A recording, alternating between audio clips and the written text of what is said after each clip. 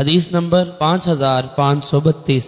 حضرت ابو ہریرہ رضی اللہ عنہ فرماتے ہیں رسول اکرم صلی اللہ علیہ وسلم نے فرمایا 5 چیزیں ایک مسلمان کا دوسرے مسلمان پر حق ہیں: اپنے بھائی کے سلام کا جواب دینا، چھینک کا جواب دینا، دعوت قبول کرنا، مریض کی عیادت کرنا اور جنازوں کے ساتھ جانا۔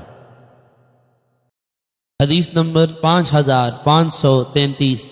حضرت ابو ہریرہ رضی اللہ عنہ سے مروی ہے کہ رسول اکرم صلی اللہ علیہ وسلم نے فرمایا ایک مسلمان کے دوسرے مسلمان کے ذمے 6 حقوق ہیں۔ عرض کیا گیا یا رسول اللہ وہ کون سے حقوق ہیں؟